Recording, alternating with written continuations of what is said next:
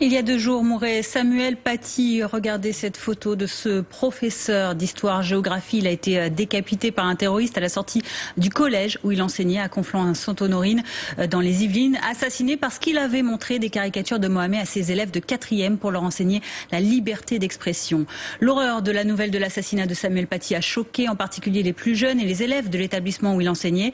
Kelly Lafin, vous êtes devant le collège du Bois d'Aulne à Conflans-Sainte-Honorine. Une cellule psychologique a été ouverte ce matin pour les collégiens et des premiers élèves s'y sont déjà présentés.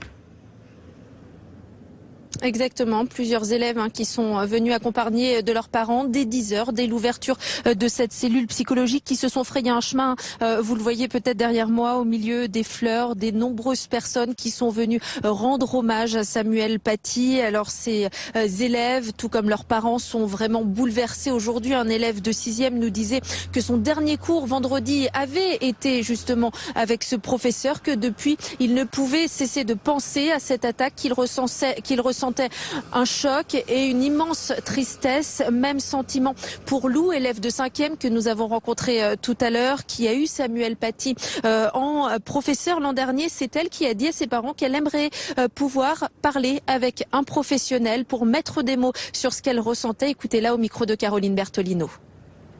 J'ai été choquée que ça arrive encore plus dans le collège de ma fille et que c'est arrivé 1 heure avant qu'elle quitte l'établissement. Maintenant, c'est triste pour tous les enfants.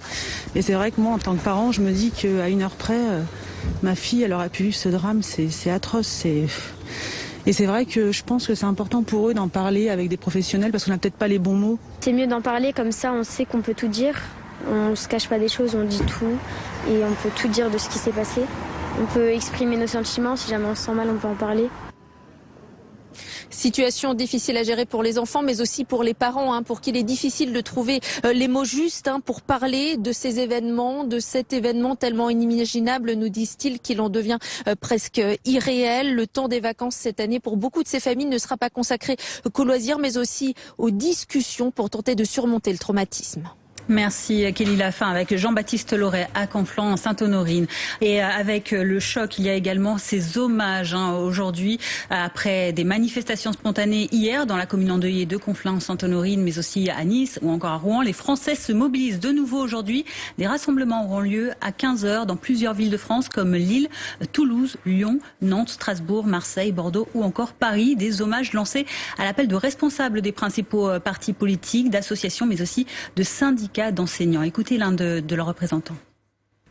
Les messages que je reçois depuis hier montrent qu'il y a quand même une volonté de beaucoup de nos concitoyens de se joindre au rassemblement, à la fois pour honorer la mémoire de Samuel Paty et aussi dans une optique, je dirais, de combat républicain et de rappeler que nous ne voulons pas céder face à la peur que le terrorisme veut instiller dans notre société et rappeler notre attachement aux valeurs républicaines très très fortement.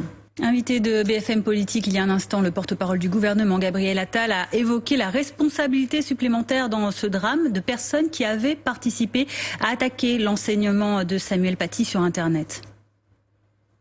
Ceux qui ont participé à ce lynchage public de cet enseignant, via des vidéos qui ont été postées sur les réseaux sociaux, peut-être via d'autres mobilisations qu'on n'a pas vues, et toute l'enquête est en train de regarder ce qui s'est passé.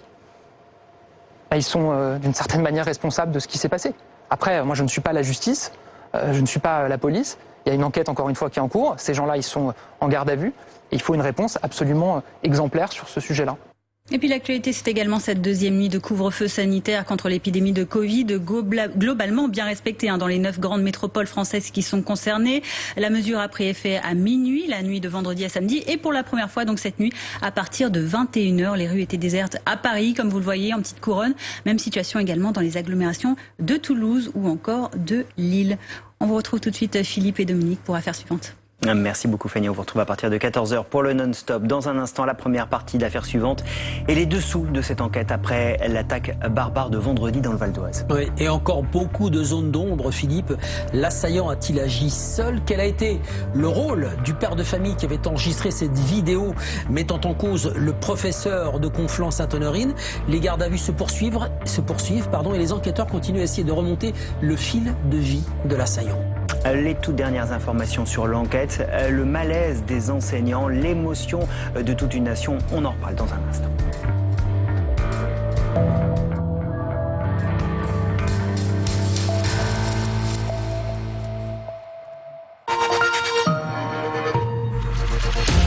Sur le replay BFM TV, retrouvez nos grandes enquêtes exclusives. Il nous a prévenus dès le début.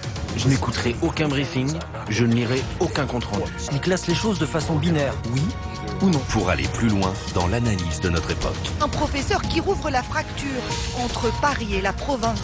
Je ne suis pas devin, je suis un praticien. Retrouvez le replay BFM TV sur tous vos écrans.